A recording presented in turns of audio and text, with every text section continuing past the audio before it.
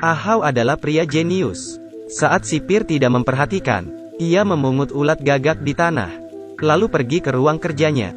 Ia memanaskan pelat besi. Saat semua orang sibuk, ia meletakkan ulat itu ke atas pelat. Ulat gagak menggelepar kepanasan sebelum akhirnya gosong. Menurutmu, apa yang akan Ahau lakukan?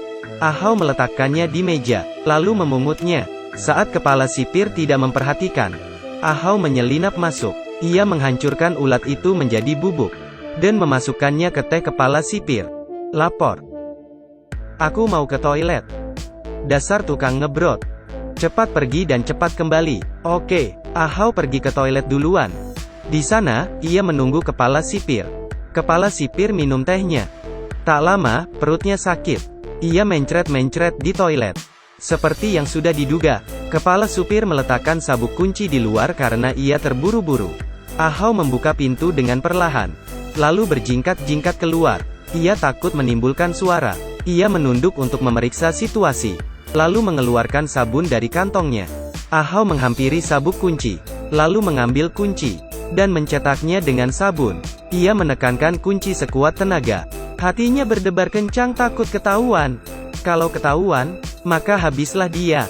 Tinggal tunggu ajal menjemput saja.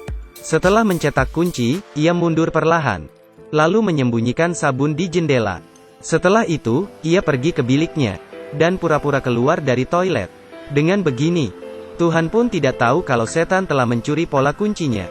Ia kembali ke selnya. Ahau tampak lelah dan mukanya pucat. Tapi, ia lega karena rencananya kabur.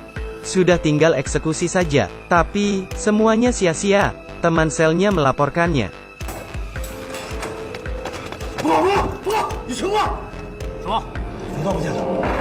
Ahau tak mengira teman selnya berkhianat. Untung saja, sipir itu malah memarahi temannya yang lebay. Sabun hilang kenapa harus lapor? Sipir memukuli pantatnya karena kesal. Ahau membatin, mampus kau. Temannya berteriak minta ampun. Kepala sipir masuk setelah mendengar keributan di sel.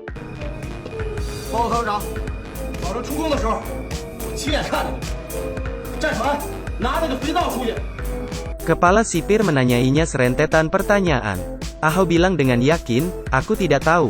Kepala sipir pun pergi. Saat kepala sipir mau minum air di kantornya, ia merasa ada yang aneh. Apa tadi ia sakit perut karena airnya bermasalah? Apa karena airnya diberi sabun? Setelah berpikir keras, ia menatap kuncinya di meja.